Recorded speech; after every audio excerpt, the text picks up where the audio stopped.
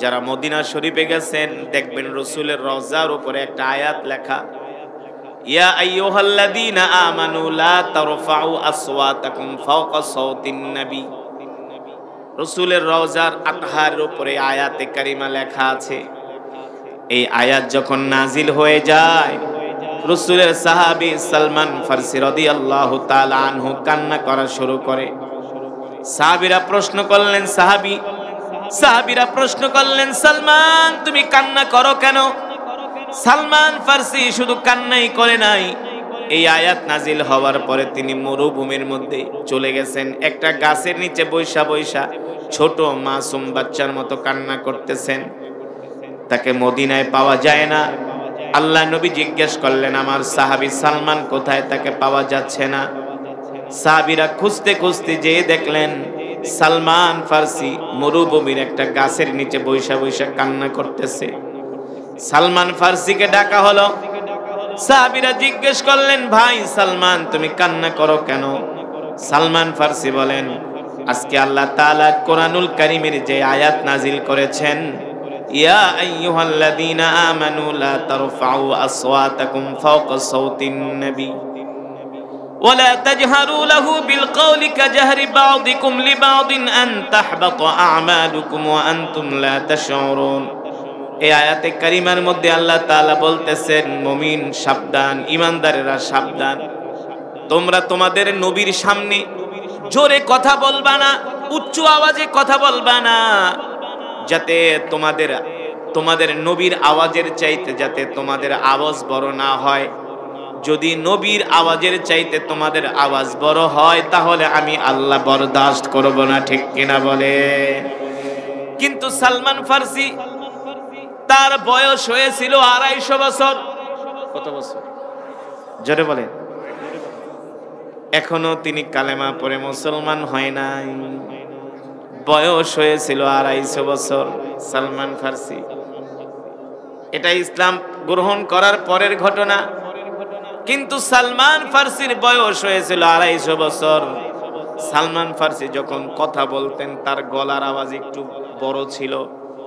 দেখবেন কিছু মানুষ আছে আস্তে কথা বললেও জোরে শোনা যায়, আছে না? সালমান ফারসির গলার আওয়াজ ছিল এমন, আস্তে বললেও জোরে শোনা যেত।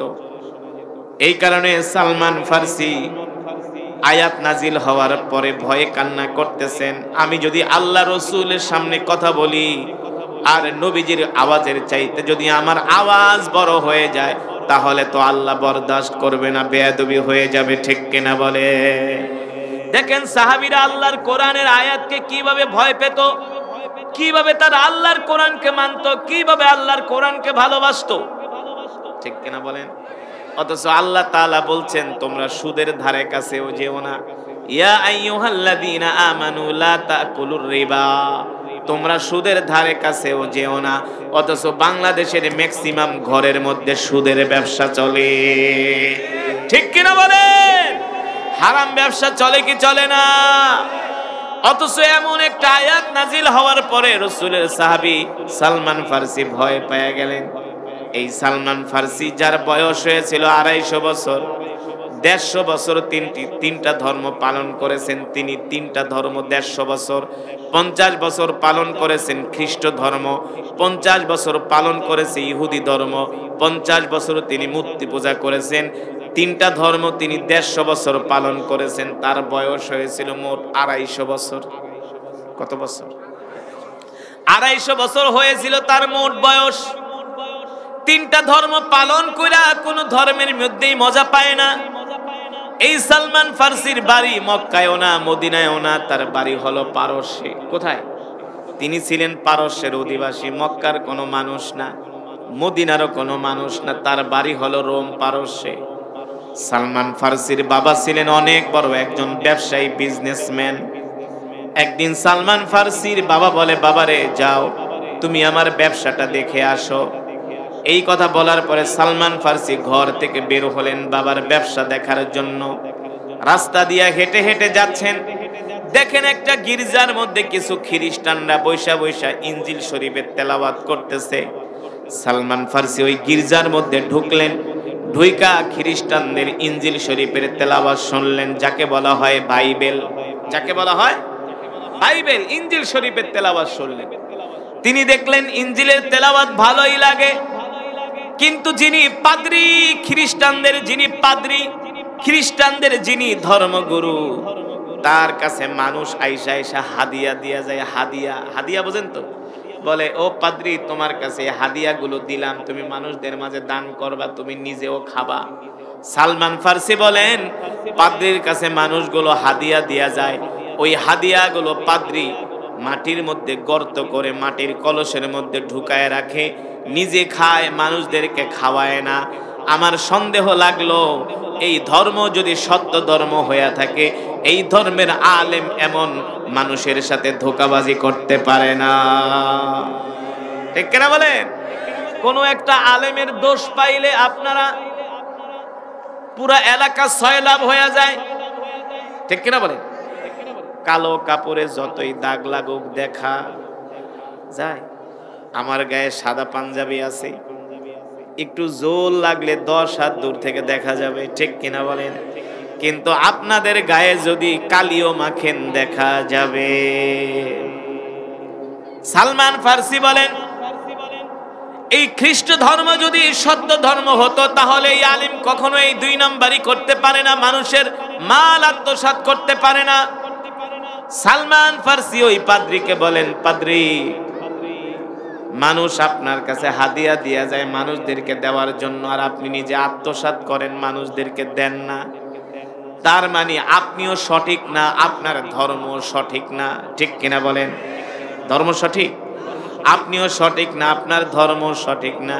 সত্যি করে বলে, এর চাইতে আরো সুন্দর কোন ধর্ম আছে কিনা? এ পাদ্রী, আপনি আমাকে চেনেন না, আমার পরিচয় জেনে নেন। আমি 50 বছর মূর্তি পূজা করছি, 50 বছর ইহুদি ধর্ম পালন করছি, 50 বছর খ্রিস্ট ধর্ম পালন করেছি, কোন ধর্ম আমার কাছে মজা লাগে না। আপনি সত্যি করে বলেন, এর চাইতে আরো সুন্দর কোন ধর্ম আছে কিনা? এবার পাদ্রী এদিক সেদিক তাকায়া দেখে কোনো মানুষ নাই। সালমান ফার্সির হাত ধরে বলে, সালমান, এই দুনিয়ার জমিনে একটা মাত্র শান্তির ধর্ম আছে, তার নাম হলো ইসলাম। আর জোরে বলেন সুবহানাল্লাহ। ইন্নাদ দীনা ইনদাল্লাহিল ইসলাম, আল্লাহু আকবার। ইন্নাদ দীনা ইনদাল্লাহিল ইসলাম, আল্লাহ তাআলার কাছে মনোনীত ধর্ম হলো ইসলাম। আল-ইয়াওমা আকমালতু লাকুম দীনাকুম ওয়া আতমামতু আলাইকুম নি'মাতি ওয়া রাদিতু লাকুমুল ইসলাম দীনা। একমাত্র কমপ্লিট জীবন ব্যবস্থার নাম হলো ইসলাম। ঠিক কিনা বলেন? ঠিক কিনা বলেন? এই যে সালমান ফার্সি, তার বয়স 250 বছর, সে তো 3টা ধর্ম পালন করছে 150 বছর, কিন্তু মজা পায় না। কি পায় না? পাদ্রীকে ডাক দিলেন, পাদ্রী, সত্যি করে বলো, এর চাইতে আরো সুন্দর ধর্ম আছে কিনা? পাদ্রী বলে, সালমান, এর চাইতে একটা সুন্দর ধর্ম আছে, পৃথিবীর সবচেয়ে সুন্দর ধর্ম, যার নাম হলো ইসলাম। তবে তুমি যদি ইসলাম ধর্ম পাইতে চাও, ওই ইসলাম ধর্মের একজন আখিরি নবী, তার নাম হলো মুহাম্মদ ইবনে আব্দুল্লাহ। সুবহানাল্লাহ বলবেন না? যার নাম হলো মুহাম্মদ ইবনে আব্দুল্লাহ। যদি তাকে পেতে চাও সালমান, তুমি রোম পারস্যে পাবা না। তাকে পেতে হলে তোমাকে যেতে হবে খেজুর বৃক্ষের দেশে। কোথায়? তোমাকে যেতে হবে খেজুর বৃক্ষের দেশে, তোমাকে যেতে হবে মরুভূমির দেশে, তোমাকে যেতে হবে পাথরের দেশে। মরুভূমির দেশ, খেজুরের দেশ, পাথরের দেশ কোন দেশ? মক্কাতুল মুকাররমা। ঠিক কিনা বলে? তোমাকে যেতে হবে মক্কায়। ও মুসলমান, দেখেন সালমান ফার্সি এবার ওই পাদ্রীকে বলে, সত্যি করে বল, আমি কিভাবে যাব মক্কায়? বলে, সালমান, আমি তোমাকে যে এই কথা বলতেছি, রোম পারস্যের কোন মানুষের কাছে এই কথা বলবে না, বললে খ্রিস্টানরা আমাকে হত্যা করবে। তবে আমি তোমাকে গোপন কথা বলে দিলাম, যদি পারো তুমি রোম পারস্য থেকে মক্কায় চলে যাও। ওই মক্কায় একজন আখিরি নবীর আবির্ভাব ঘটেছে, যার নাম হলো মুহাম্মদ ইবনে আব্দুল্লাহ। মুসলমান যদি ওই মুহাম্মদ ইবনে আব্দুল্লাহকে পেয়ে যাও, তিনি হলেন শেষ নবী, আখিরি নবী। তারপরে আর কোন নবীর আগমন ঘটবে না।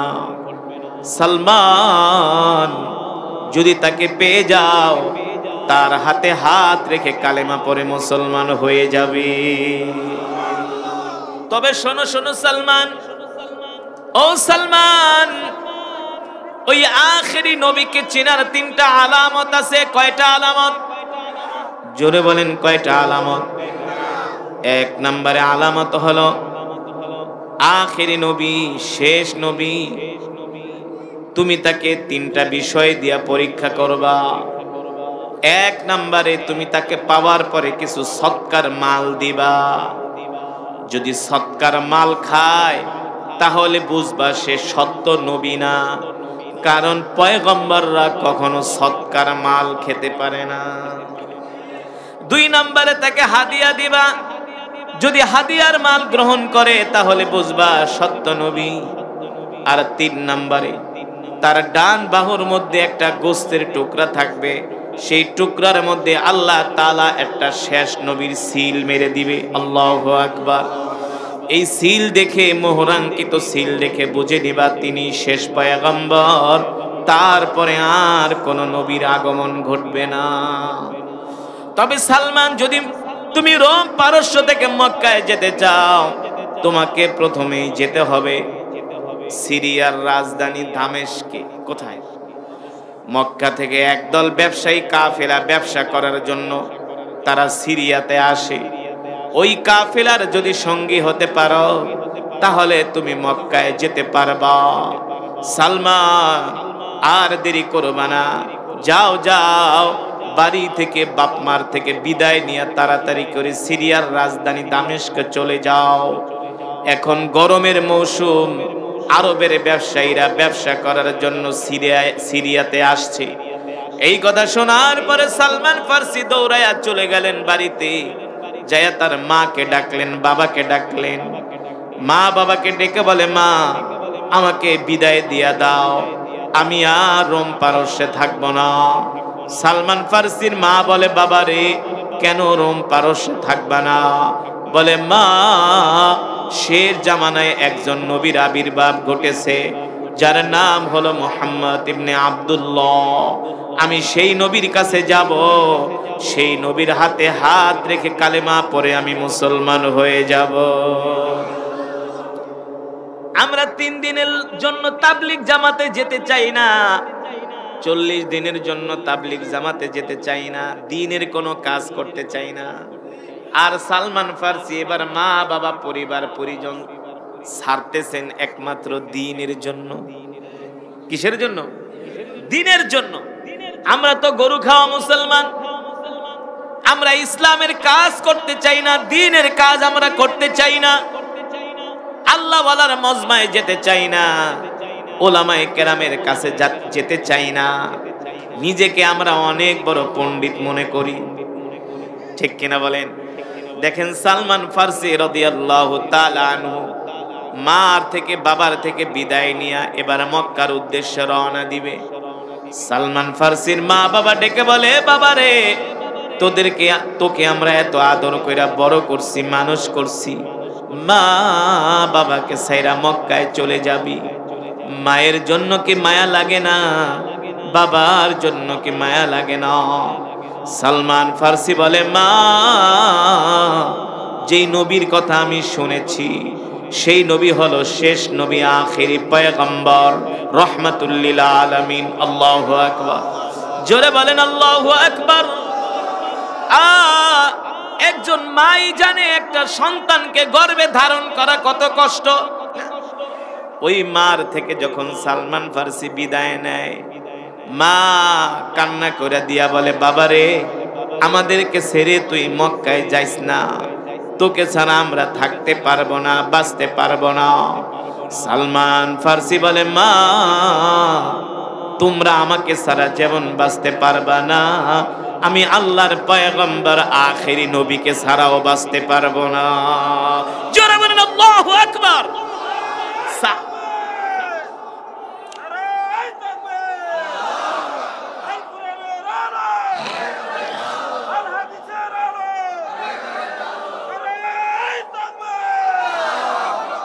সাহাবায়ে কেরাম আল্লাহর নবীকে কেমন কইরা ভালোবাসতেন দেখেন। এবার নবীর জন্য সালমান ফারসি নিজের মা বাবা ছাড়তেছেন, নিজের দেশ নিজের পরিবার ত্যাগ করতেছেন আল্লাহ রাসূলের জন্য, দ্বীনের জন্য। ঠিক কিনা বলে? দ্বীনের জন্য নিজের আরাম আয়েশের জিন্দেগি ত্যাগ করতেছেন।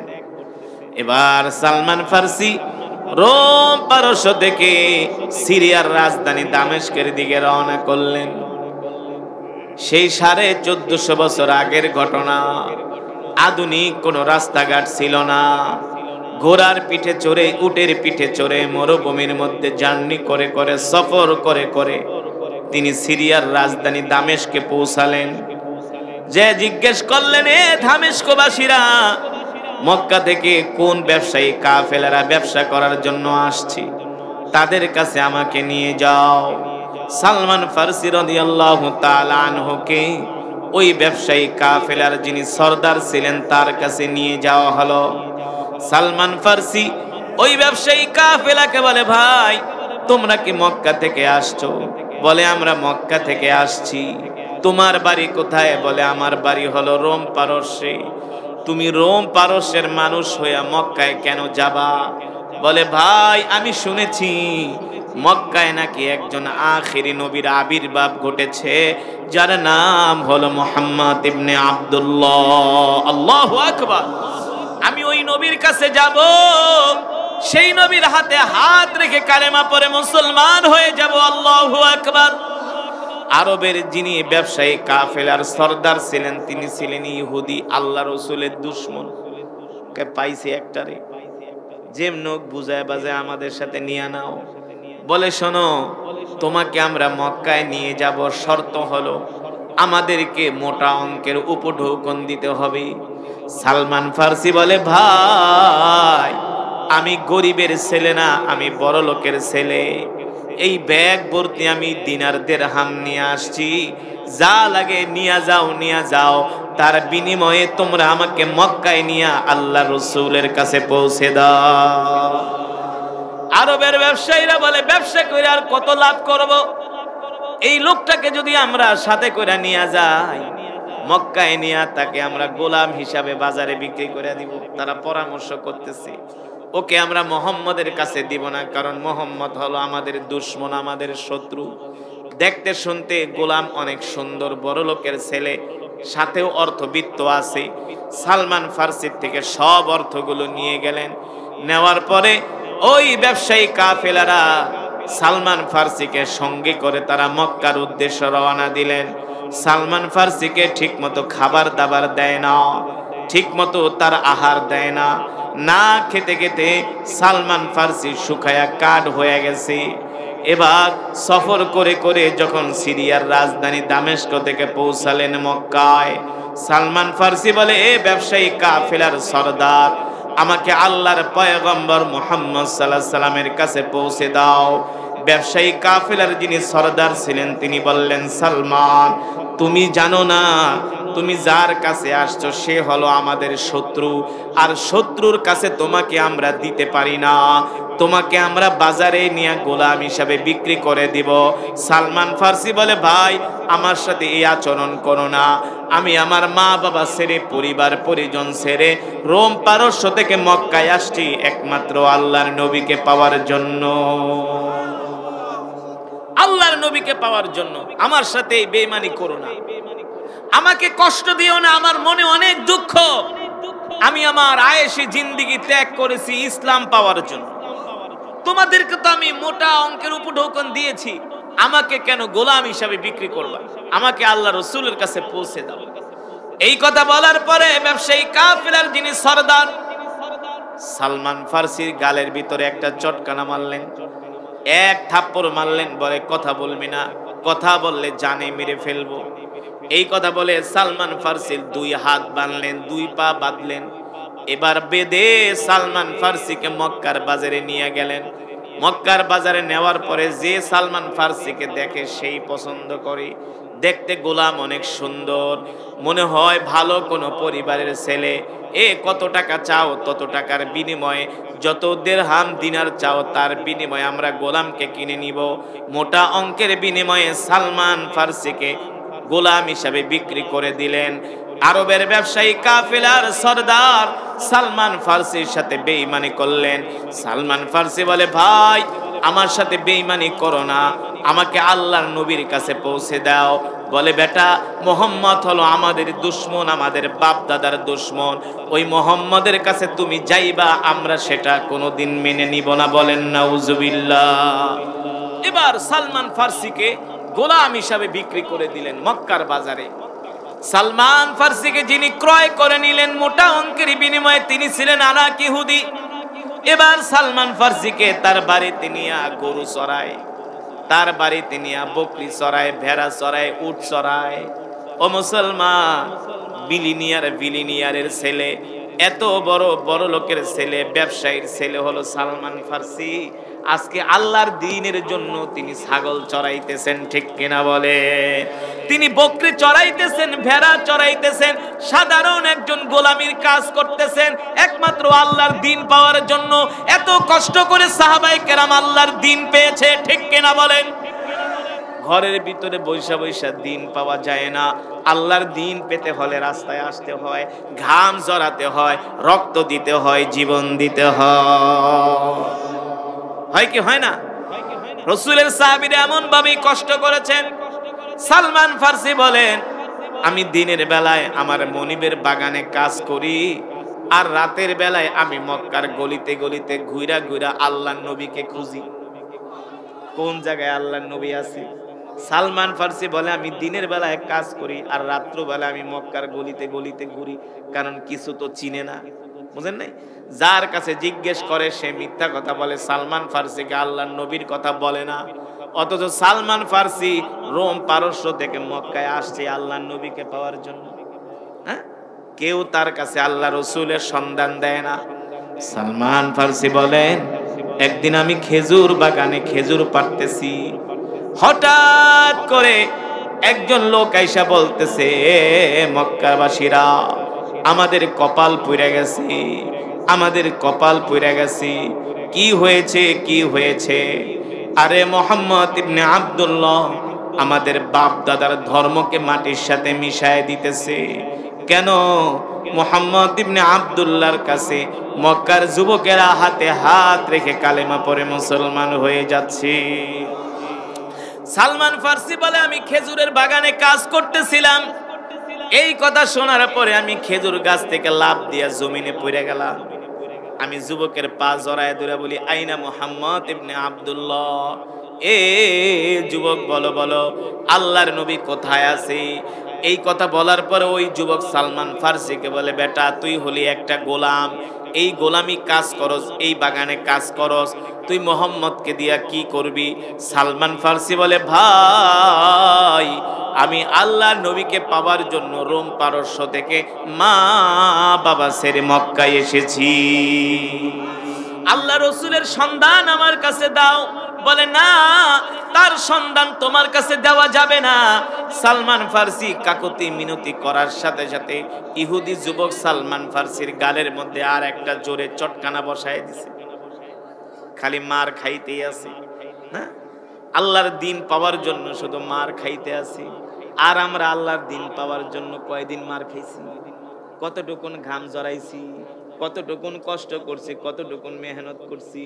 অথচ রসুলের সাহাবী সালমান পদে পদে ঘাটে ঘাটে শুধু অত্যাচারের শিকার হচ্ছে, ঠিক কিনা বলে? সালমান ফার্সিকে যখন গালের ভিতরে চর বসায় দিছে, সালমান ফার্সি বলে, ভাই একটা চটকানা না, দুইটা না, আরো দাও, আমি কষ্ট পাবো না, রাগ করব না, তার বিনিময়ে বলে দাও আল্লাহর নবী কোথায় আছে, আল্লাহর নবী কোথায় আছে বলে দাও।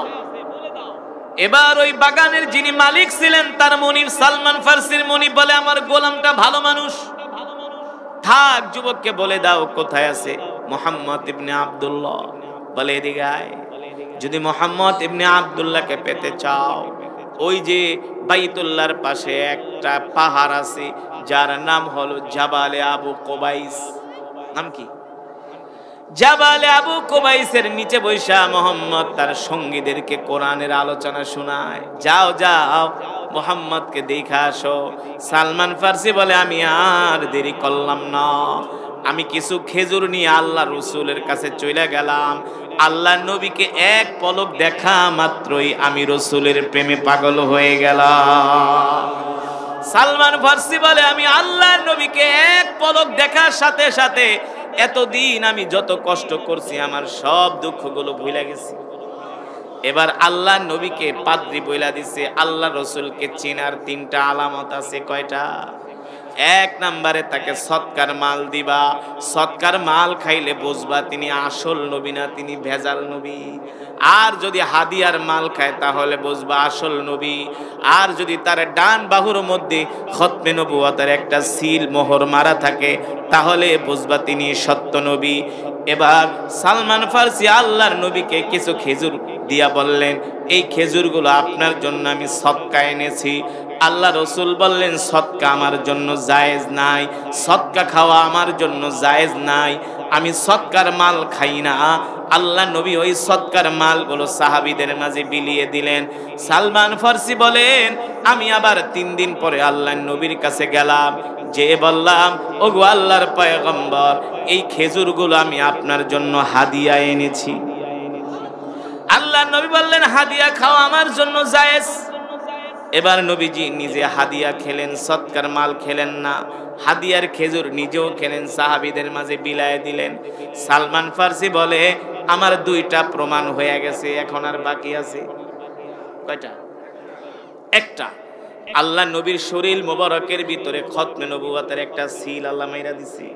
মা কানা মুহাম্মাদুন আবা আহাদিম মির রিজালিকুম ওয়ালাকিন রাসূলুল্লাহি ওয়া খাতামান নাবিয়্যিন। আল্লাহু আকবার। নবী আপনি শেষ নবী, আপনার পরে এই দুনিয়াতে আর কোন নবীর আগমন হবে? আল্লাহ নবী বলেছেন আনা খাতামুন নাবিয়্যিন লা নাবিয়্যা বাদি, আমার পরে আর কোন নবী এই দুনিয়াতে আসবে না। আল্লাহ রসুলের পরে যদি কেউ নবী দাবি করে সে হলো কাফের। ঠিক কিনা বলেন? সে কি? আমার নবীর পরে যদি কেউ নবী দাবি করে সে হলো কাফের।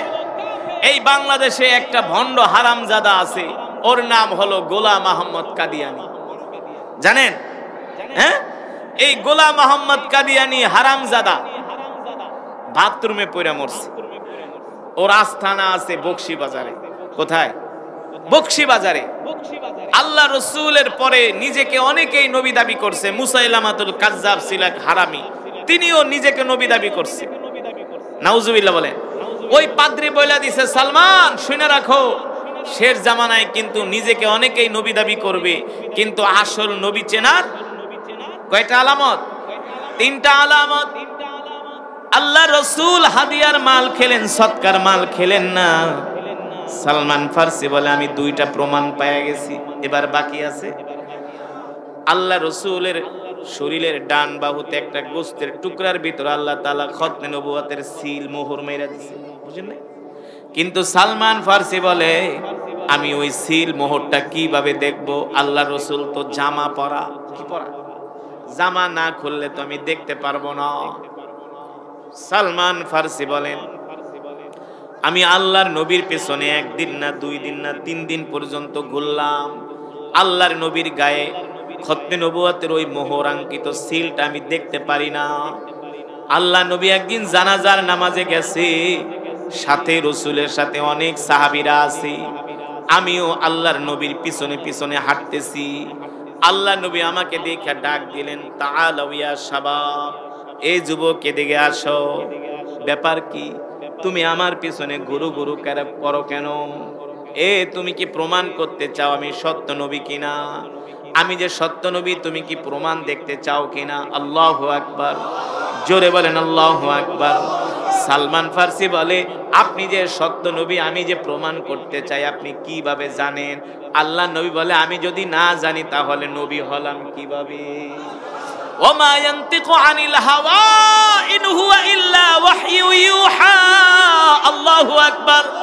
আল্লাহ তাআলা জিবরাইলের মাধ্যমে, ওহীর মাধ্যমে আল্লাহ তাআলা তার হাবিবকে জানাই দিয়েছে। আল্লাহু আকবার। জিবরাইল এসে বলে, নবীজি ওই যে আপনার পিছনে যে যুবকটা ঘুরতেছে ওনাকে ডাক দিয়ে আপনি আপনার খতমে নবুয়তের সিলটা দেখায় দেন। এবার আল্লাহর নবী ডাক দিয়ে বলে, এদিকে আসো, দেখো আমি সত্য নবী, এই যে সত্য নবীর প্রমাণ আমার শরীরের মধ্যে।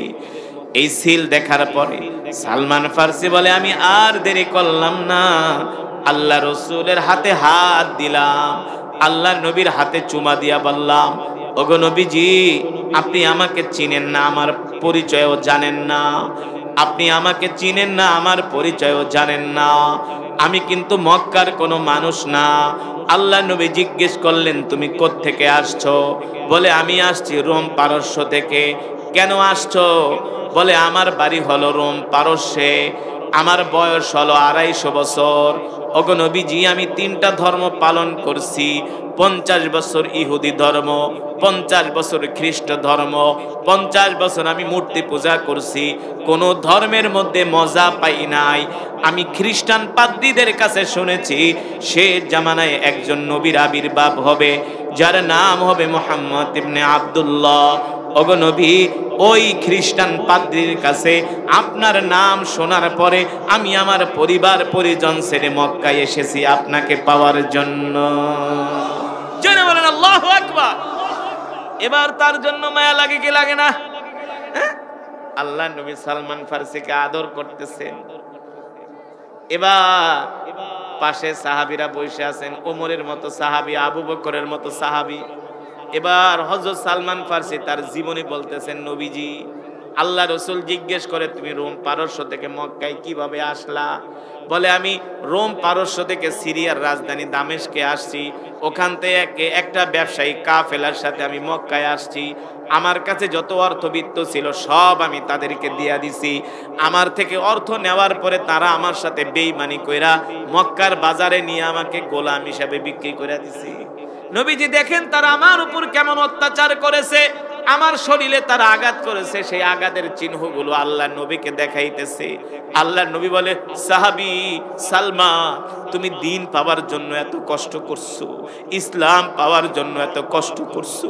আল্লাহ রাসূলের চোখ দিয়ে ঝরঝর করে পানি পড়তেছে, সাহাবায়ে কেরাম কান্না করতেছে।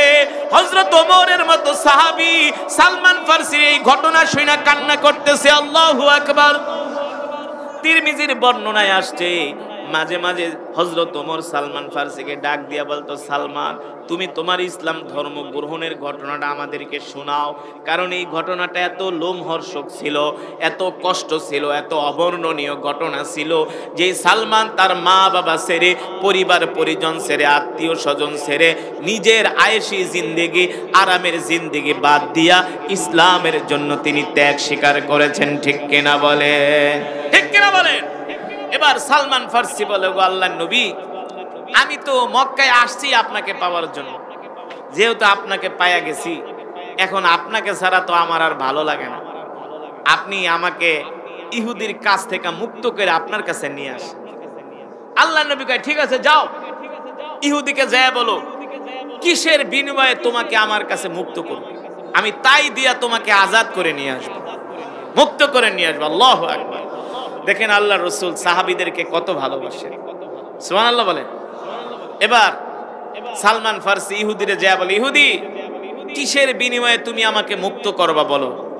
কিন্তু ইহুদি মনে মনে ভাবে, সালমান ফার্সির মতো এত ভালো গোলাম আমি কোনোদিন, কারণ কোন মিথ্যা কথা বলে না, আমানতের খেয়ানত করে না, দেখতে শুনতে সুন্দর, আমানতদার, ভদ্র। ভদ্র তো হবে, সে তো আল্লাহ রসুলের সাহাবী, সে তো সাধারণ কোনো মানুষ না। ঠিক কিনা বলেন? সাধারণ কোনো মানুষ না, এমন মানুষ কোত্থেকে পাবে? ইহুদি বলে, এত দেরহাম হইলে আমি তোমাকে মুক্ত করব। সালমান ফার্সি আল্লাহ রসুলের থেকে আইনা দেয় দেরহাম, ইহুদি মুক্ত করে না। মানে সালমান ফার্সিকে সে ছাড়তে রাজি না, চায় না। কারণ এমন গোলাম সে পাবে না এত বিশ্বস্ত। এবার এক এক দিন এক এক তাল বাহানা করে সালমান ফার্সিকে মুক্ত দেওয়ার, কিন্তু মুক্তি করে না, মুক্ত করে না। শেষ পর্যন্ত ইহুদি বলে, সালমান তোমাকে আমি মুক্ত করতে পারি, একটা শর্ত আছে। তোমার নবী মুহাম্মদকে যায় বলবা, আমাকে যদি 600 খেজুরের বিচি দিয়া গাছ লাগায়া যদি 600 খেজুরের চারা উঠায় দিতে পারে, তার বিনিময়ে আমি তোমাকে মুক্ত করব। তবে শর্ত হলো খেজুরের বিচি লাগাতে হবে আর ওই বিচি থেকে সাথে সাথে গাছ উঠতে হবে। আপনারাই বলেন, একটা খেজুরের বিচি লাগালে কি সাথে সাথে গাছ ওঠে? এটা কি দুনিয়ার কোন মানুষের পক্ষে সম্ভব? সম্ভব? সম্ভব কার পক্ষে? কার পক্ষে? আল্লাহ রাসূল টেনশনে পড়ে গেলেন, কিভাবে এটা সম্ভব? 600 খেজুরের বিচি লাগাইলে কি গাছ উঠবে নাকি সাথে সাথে? মানে ইহুদি হইল শয়তান, সে কোনোভাবে সালমান ফার্সিকে ছাড়বে না। আল্লাহ তাআলা জিবরাইলকে পাঠিয়েছে, জিবরাইল যাও আমার হাবিবকে ইহুদি বিভ্রান্ত করার জন্য, লজ্জা দেওয়ার জন্য যেই চক্রান্ত করতেছে, আমি ইহুদির চক্রান্ত নস্যাৎ করে দিব। আমার রাসূলকে বলো খেজুরের বিচি লাগাইতে, আমি আল্লাহ আমার কুদরত দিয়া গাছ উঠাই দেব। এটা রাসূলের বরকত। ওমা আরসালনাকা ইল্লা রাহমাতাল লিল আলামিন। আল্লাহু আকবার বলেন। এবার সালমান ফার্সিকে আল্লাহর নবী ডাক দিলেন, সালমান যাও যাও ইহুদিকে যে বলো 600 খেজুরের বিচি রেডি রাখতে। 600 খেজুরের বিচি দিয়ে আমি মাটির ভিতরে পুঁতা গাছ উঠায়, যদি গাছ উঠে তাহলে তোমাকে মুক্ত করবে কিনা তুমি জিজ্ঞেস করো ইহুদির কাছ থেকে। সালমান ফার্সি যায় বলে, ইহুদি আল্লাহর নবী আমাকে তোমার কাছে পাঠাইছি, যদি 600 খেজুরের বিচি মাটির মধ্যে পোতার পরে গাড়ার পরে যদি গাছ ওঠে তুমি আমাকে মুক্ত করবে কিনা? ইহুদি বলে, সালমান এতদিন তোমার সাথে যাই বলেছি না বলেছি আর তোমার সাথে মিথ্যা কথা বলবো না, এবার তোমাকে মুক্ত করে দিব। আল্লাহর নবী বললেন, ঠিক আছে সালমান ইহুদিকে বলবা 600 খেজুরের দানা রেডি রাখতে, বিচি রেডি রাখতে, আমরা 2 দিন পরে ইহুদির বাড়িতে আসব। ঠিক আল্লাহর নবী সাহাবীদের একটা জামাত নিয়া সালমান ফার্সি সহ 2 দিন পরে ইহুদির বাড়িতে গেলেন। আল্লাহর নবী যা বলেন, সালমান ইহুদির কাছ থেকে খেজুরের বিচিগুলো নিয়ে আসো। এবার ইহুদির কাছ থেকে যখন খেজুরের বিচিগুলো চায়, ইহুদি কি করছে, ওই খেজুরের বিচিগুলো আগুন দিয়া জ্বালায় দিছে। কি করছে? আগুন দিয়ে যদি খেজুরের বিচি জ্বালায়, সেই খেজুরের বিচি থেকে কোনোদিন গাছ ওঠে? সম্ভব? আপনারা কোনোদিন পোড়া বিচি দিয়া কোনো গাছ লাগাইলে কোনোদিন হয় এটা শুনছেন? মানে ইহুদি কোনোভাবে সালমান ফার্সিকে মুক্ত আর আল্লাহর নবীও ইহুদির কাছে রাখবে না। ইহুদির বাচ্চায় কি কোনোদিন আল্লাহ রসুলের সাথে পারবে? হ্যাঁ, আল্লাহ রসুলের সাথে কে আছেন? আল্লাহ তাআলা আছেন, ঠিক কিনা বলেন? তিনি তো হাবিবুল্লাহ, আল্লাহর দোস্ত। সুবহানাল্লাহ বলেন। ইমামুল আম্বিয়া, সমস্ত নবীদের ইমাম, সাইয়্যিদুল মুরসালিন, খাতামুন নবীন। এবার ইহুদি যখন খেজুরের বিচিগুলো আগুন দিয়ে পুড়িয়ে ফেলেছে, সালমান ফার্সি এই কথা শোনার পরে কান্না করতেছে, কয় না আমার কপালে আর কোনোদিন আল্লাহর নবীর কাছে যাওয়া হবে না, কারণ পোড়া খেজুরের বিচিতে গাছও হবে না আর আমি কোনোদিন মুক্ত। সালমান ফার্সি ছোট বাচ্চার মতো কান্না করতেছে। আল্লাহ নবী ডাক দিছে, লিমা তাবিকি ইয়া সালমান, এ সালমান কান্না করো কেন? সালমান ফার্সি বললে, ওগো নবীজি দেখেন মা বাবা সাইরা আপনার কাছে আসছি, ইহুদি এখন আমাকেও আপনার কাছে যেতে দিবে না। বলে কি হয়েছে? বলে ইহুদি ষড়যন্ত্র করে খেজুরের বিচিগুলো আগুন দিয়া জ্বালায় দিছে। আল্লাহর নবী মুস্কি হাসি দিয়া বলে, সালমান চিন্তা করবা না, টেনশন করবা না, যেই আল্লাহ ভালো খেজুরের বিচি দিয়া গাছ উঠাইতে পারে, ওই আল্লাহ পোড়া খেজুরের গাছ বিচি থেকেও গাছ উঠাতে পারে। চিন্তা করো কেন? এ সালমান চিন্তা করো কেন? তুমি চিন্তা করো না, ইহুদিকে যা বলো পোড়া খেজুরের বিচিগুলো দিতে।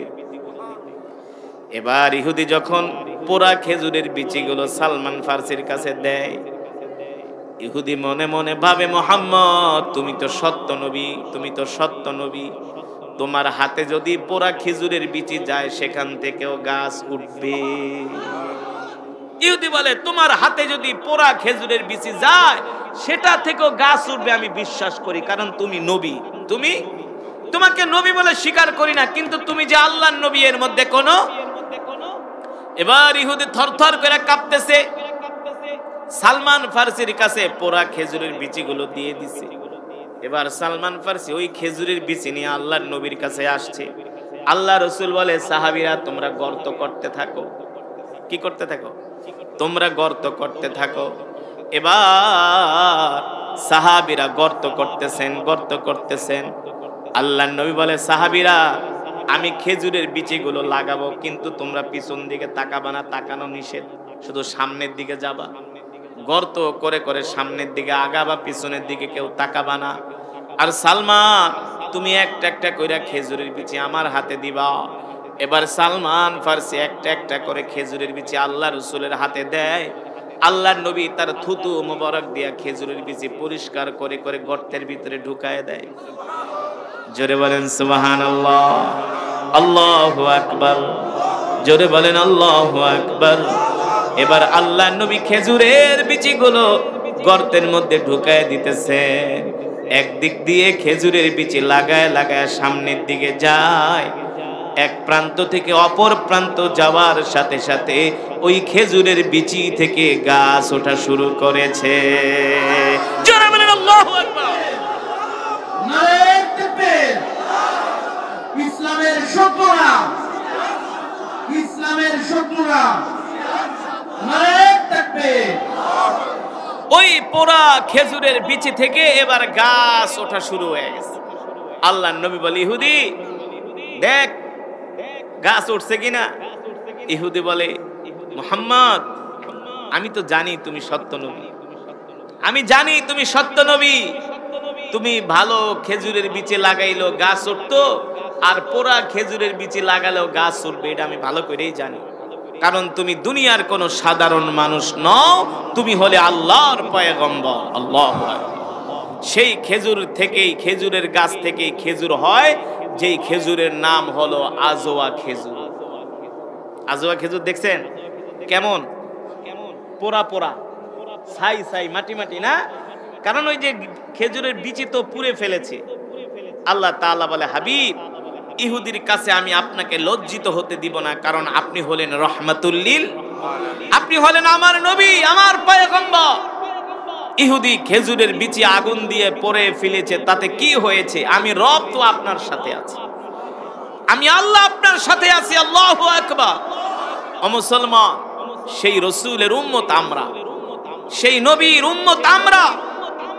আজকে আমরা সেই নবীর উম্মত হইয়া সেই রাসূলের সুন্নত আমরা মানি না। রাসূলের সুন্নত আমাদের ঘরে নাই। মা বোনেরা আপনারা শুনতেছেন যে রাসূলের ঘটনা এতক্ষণ পর্যন্ত বললাম, ওই আল্লাহ রাসূল বলেছেন, মান আহাব্বা সুন্নতি ফাকাদ আহাব্বানি ওয়া মান আহাব্বানি কানা মাই ফিল জান্নাহ। আমার যে উম্মত আমার সুন্নতগুলো পালন করবে, আমার সুন্নতগুলো জিন্দা করবে, আমার সুন্নত অনুযায়ী চলবে, আমি নবী তাকে সাথে করে আল্লাহর জান্নাতে নিয়ে যাব। আল্লাহ রাসূলের সুন্নতগুলো কি? আফসুস সালাম। আমরা এক মুসলমান আর এক মুসলমানকে সালাম দিব, ঠিক কিনা বলেন? আজকে আমাদের সমাজ থেকে সালামের প্রচলন উঠে গেছে। আমরা এখন আর মুসলমানকে সালাম দেই না, ঠিক কিনা বলেন? সালাম দিলেও আমরা সালামের উত্তর নেই। সালাম দেয় আসসালামু আলাইকুম, কথা নাই, নিচের দিকে তাকায় না। না, রাসূলের সুন্নাহ হলো আপনাকে যখন সালাম দিবে আসসালামু আলাইকুম ওয়া রাহমাতুল্লাহ, আপনি একটা মুস্কি হাসি দিয়ে বলবেন ওয়া আলাইকুমুস সালাম ওয়া রাহমাতুল্লাহি ওয়া বারাকাতুহু, ঠিক কিনা বলেন? আল্লাহর রাসূল বলছেন, উম্মত তোমরা বেশি বেশি করে সালাম দাও। যখন আমরা ঘরে ঢুকবো, ঘরে ঢোকার সাথে দরজায় যাই আগে মাকে সালাম দিব না? মাকে সালাম দিব আসসালামু আলাইকুম, বাবাকে আগে সালাম দিব আসসালামু আলাইকুম, চাচাকে আগে সালাম দেব আসসালামু আলাইকুম। বর্তমানে বাংলাদেশের মুসলমানরা এক মুসলমান আর এক মুসলমানকে সালাম দিতে চায় না। তবে বাংলাদেশে একটা সালামের মৌসুম আছে, সিজন আছে। কি আছে? সিজন। ওই মৌসুম, ওই সিজন আইলে ঠিকই সালাম দেয়। ওই সময়ের কাটা আর আকাটা বোঝে না, ঠিক কিনা বলেন? ওই মৌসুম কবে? নির্বাচন। নির্বাচন কোন সময়? আমি সিলেটে এক মাহফিলে যাচ্ছি, হবিগঞ্জে একটা হোটেলে ভাত খেতে ঢুকবো, দেখি কিছু যুবক খাবার খাচ্ছি, খাওয়ার ভিতরে আয়েশা সালামু আলাইকুম, সালাম আলাইকুম। সালামের কত স্টাইল! কেউ কেউ আসসালামু আলাইকুম, কেউ আসসালামু আলাইকুম। সালামটাও ভালো করে দিতে জানে না, বুঝেন নাই? সালামটাও পারে না সহি করে দিতে, এমন গরু খাওয়া মুসলমান। তা আমি খাওয়া দাওয়া শেষ কইরা জিজ্ঞেস করলাম, ব্যাপার কি এত জোরে জোরে সালাম দাও? সালাম তো ভালোই শিখছো। কয় হুজুর দোয়া করেন, আমগো এলাকায় কয়দিন পরে চেয়ারম্যানই নির্বাচন, আমরা এই চেয়ারম্যানের পক্ষ থেকে আসছি প্রচারণা করতে। তো চেয়ারম্যান সাহেব আমাকে শিখাই দিছে, যারে পাবি তারই সালাম দিবি, কাডা আর আকাডা নাই, বুঝেন নাই? কাডা আর আকাডা নাই, যারে পাবি পাইকারি দরে সালাম দিবি। তাই সালাম দেওয়ার একটা মৌসুম আছে, নির্বাচন না। নির্বাচনের সময় শুধু সালাম না, মুসলমান প্রত্যেকটা সময় এক মুসলমান আর এক মুসলমানকে পাইলেই সালাম দিবে, ঠিক কিনা বলেন? সন্তান বাবাকে সালাম দিবে, সন্তান মাকে সালাম দিবে। মা বোনেরা শুনতেছেন, ঘরের বউ শাশুড়িকে সালাম দিবে, ঘরের বউ শ্বশুরকে সালাম দিবে, ঠিক কিনা বলেন? স্ত্রী স্বামীকে সালাম দিবে, স্বামী স্ত্রীকে সালাম দিবে। আর এখন সালাম তো দূরের কথা, ফোন দিয়া খালি ধমকায়। ঘরের দরজা যায়, আল্লাহ রসুলের সুন্নত হলো ঘরের দরজা যে আগে সালাম দাও, আসসালামু আলাইকুম, সালাম দাও। কি এর সালাম? ঘরের দরজা যায় খোলস না, খোলস না, কি করস? এটা আল্লাহ রসুলের সুন্নত নয়, ঠিক কিনা বলেন? মৃদু ভাষায় সালাম দিতে হবে, আসসালামু আলাইকুম, একটু দরজাটা খোলো, একটু দরজাটা খোলেন, ঠিক কিনা বলেন? এটা হলো রসুলের সুন্নাহ। আমরা আজ থেকে রসুলের এই সুন্নত গুলো মানবো তো ইনশাআল্লাহ, মানবো তো ইনশাআল্লাহ। দ্বিতীয় নম্বরে আতুইমুত তাআম, আল্লাহ নবী বলছেন তোমরা ক্ষুধার্তদেরকে খাবার দাও। আমেরিকা পৃথিবীর সুপার পাওয়ার, এই পৃথিবীর সুপার পাওয়ার, যাদের এত ক্ষমতা এত শক্তি, তারা চাইলে যে কোনো সময় যে কোনো দেশে অ্যাটাক করতে পারে, আক্রমণ করতে পারে, ঠিক কিনা বলেন? তবে কি আমার রবের চেয়ে কি আমেরিকার ক্ষমতা বেশি, পাওয়ার বেশি, শক্তি বেশি? এই কারণে পাকিস্তানের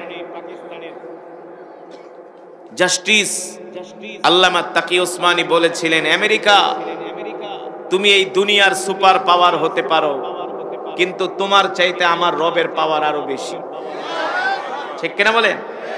সেই রবের জবানের কালাম আমি তেলাওয়াত করেছি, সেই রবের কোরআন আমি তেলাওয়াত করেছি। আপনারা শুনেছেন, হৃদয়ের কান দিয়ে শুনেছেন। আমি কোরআনুল কারীমের তেলাওয়াত করেছি, আপনারা শুনেছেন। যদি হৃদয়ের কান দিয়ে শুনে থাকেন, এক এক হরফে 10টি করে নেকি পেয়েছেন। কয়টা করে নেকি? 10টি করে নেকি। অনেকেই কোরআন পড়তে পারে না, আছে কি? আছে না? এই সমাজের ম্যাক্সিমাম মুসলমান কোরআন পড়তে পারে না, কিন্তু কিছু মুসলমান আছে ওরা কোরআন শুনতেও আসে না, ওরা আবু জেহেলের চেয়ে নিকৃষ্ট, ঠিক কিনা বলেন? আবু জেহেল ঈমান আনে নাই, তারপরও আবু জেহেল আল্লাহ রসুলের কোরআন শুনতে আসতো। কিন্তু এই জমিনে কিছু মুসলমান আছে যাদের ঈমান থাকা সত্ত্বেও নামাজও পড়ে না, কোরআনও পড়ে না, কোরআনের মজমায়ও তাদেরকে দেখা যায় না। তাদেরকে পাওয়া যায় চায়ের দোকানে, না? তাদেরকে পাওয়া যায় বাংলা সিনেমা দেখার আড্ডায়, অথচ উচিত ছিল এই কোরআনুল কারীমের তেলাওয়াতের আওয়াজ শোনা মাত্র তারা কোরআনের মজমায় চলে আসবে। এটাই ছিল ঈমানের দাবি, ঠিক কিনা বলেন? এই মজমায় যারা উপস্থিত হয়েছেন সকলেই এক খতম করে করে কোরআনুল কারীমের সওয়াব পেয়েছেন। কয় খতম কিভাবে বলতে পারবেন? জোরে বলুন। মাশাআল্লাহ। আমি সূরাতুল ইখলাস শরীফ তেলাওয়াত করেছি। তিরমিজির বর্ণনায় আসছে আল্লাহ রাসূল বলেন সূরাতুল ইখলাস তেলাওয়াত করলে 3 বার আল্লাহ তাআলা তার আমল নামায় পূর্ণ এক খতম কোরআনুল কারীমের সওয়াব দান করেন। কয় খতম? আমরা এমন এক রবের জবানের কালাম শুনেছি যে রব আমাদেরকে বলছে, বান্দা আমার কোরআনুল কারীমের সূরাতুল ইখলাস যদি 3 বার শোনো আমি আল্লাহ তোমাদের আমল নামায় এক খতম করে কোরআনুল কারীমের সওয়াব দান করব। খুশি নাকি বেজার? বলি আলহামদুলিল্লাহ। মা বোনেরা যারা আছেন, মা বোনেরাও এক একজন এক এক খতম কোরআনুল কারীমের সওয়াব পেয়েছে। তাহলে আজকের মজমায় কয়েক হাজার খতমে কোরআনের সওয়াব হবে, ঠিক কিনা বলেন? এই মজমায় দোয়া করলে আল্লাহ তাআলা সেই দোয়া ফিরায় দিতে পারে? আমার দিল বলে পারে না। রব রহমান, রব রহিম, ঠিক কিনা বলেন? মুসলমান আমরা তো এমন প্রভুর ইবাদত করি, ঠিক কিনা বলেন? আমরা এমন প্রভুর ইবাদত করি যেই প্রভু চাইলে দিনকে রাত বানাতে পারেন, রাতকে দিন বানাতে পারেন, পারেন না? মুসলমান আল্লাহ রাব্বুল আলামিন আল্লাহ রাসূলের উপরে কোরআন নাযিল করেছেন। আর আল্লাহ তাআলা বলেছেন ওয়ানুনাজ্জিলু মিনাল কুরআনি মা হুয়া শিফাউ ওয়া রাহমাতুল লিল মুমিনিন ওয়া লা ইয়াজিদুজ জালিমিনা ইল্লা খাসারা। ওগো নবী, আমি আল্লাহ আপনার উপর যে কোরআন নাযিল করেছি এই কোরআন আমি মুমিনের শেফার জন্য, মুক্তির জন্য নাযিল করেছি। জোরে বলেন সুবহানাল্লাহ। আল্লাহ তাআলা বলেন, নবী আমি আল্লাহ আপনার উপর যে কোরআন নাযিল করেছি এই কোরআন আমি মুমিনের শেফার জন্য, মুক্তির জন্য নাযিল করেছি, ঠিক কিনা বলেন? এই কোরআন আল্লাহ তাআলা আমাদেরকে দিয়েছেন পথ প্রদর্শক হিসাবে। এই কোরআন অনুযায়ী আমরা আমাদের জীবনকে গড়ব, এই কোরআন অনুযায়ী আমরা আমাদের জীবনকে সাজাবো, ঠিক কিনা বলেন? কিন্তু আজকে মুসলমান আল্লাহর কোরআন থেকে দূরে সরে গিয়েছে, ইসলাম থেকে দূরে সরে গিয়েছে। আজকে মুসলমানের ঘরে কোরআনের তেলাওয়াত নাই। আজকে মুসলমান সেই কোরআন তেলাওয়াত করে না, ঠিক কিনা বলেন? আপনারাই বলেন এখন কয়টা মুসলমানের ঘরে সকালবেলা কোরআন তেলাওয়াত হয়? 100-র মধ্যে 98টা মুসলমানের ঘরেও সকালবেলা কোরআনের তেলাওয়াত হয় না, ঠিক কিনা বলেন? আজকে মুসলমানের সকাল শুরু হয় হিন্দি গান দিয়া, বাংলা দিয়া, রবীন্দ্রসঙ্গীত দিয়া, ঠিক কিনা বলেন? অথচ আল্লাহ তাআলা বলছেন, নবী আমি আল্লাহ আপনার উপর যে কোরআন নাযিল করেছি এই কোরআন আমি মুমিনের শেফার জন্য, মুমিনের মুক্তির জন্য নাযিল করেছি। আল্লাহু আকবার। ও মুসলমান, এই কোরআনের জন্য আল্লাহর নবী তায়েফের ময়দানে রক্ত দিয়েছেন। এই কোরআনের জন্য আল্লাহর নবী উহুদের ময়দানে রক্ত দিয়েছেন, ঠিক কিনা বলেন? এই কোরআনের জন্য আল্লাহ রাসূলের অগণিত সাহাবারা জীবন দিয়েছেন এই কোরআনের জন্য। আজকে আমরা মুসলমানরা সেই কোরআন পড়ি না, সেই কোরআনের মজমায় আসি না, কোরআন অনুযায়ী আমরা আমাদের জীবনকে চালাই না। অথচ এই আল্লাহর কোরআনের জন্য আল্লাহ রাসূলের সাহাবীরা নিজের মাতৃভূমি পর্যন্ত ত্যাগ করেছেন, জানেন না? নিজের মাতৃভূমি ত্যাগ করেছেন, পরিবার ছেড়েছেন, মা বাবা ছেড়েছেন, নিজের বিলাসী জিন্দেগি, আলিশান জিন্দেগি, আরাম আয়েশের জিন্দেগি ত্যাগ করেছেন একমাত্র আল্লাহ তাআলার জন্য। সুবহানাল্লাহ বলেন। এই কোরআন মুসলমানদের কাছে এত দামি কোরআন, এই কোরআন সাহাবীদের কাছে এত দামি কোরআন, এই কোরআনের জন্য রাসূলের সাহাবীরা সর্বস্ব ত্যাগ করেছেন, কিন্তু আল্লাহর কোরআন থেকে এক চুল পরিমাণ দূরে সরে যায় না, ঠিক কিনা বলেন? রাসূলের একজন সাহাবী ছিলেন, তার নাম হলো সালমান ফারসি। নাম শুনছেন? হ্যাঁ, নাম কি? সালমান ফারসি রাদিয়াল্লাহু তাআলা আনহু।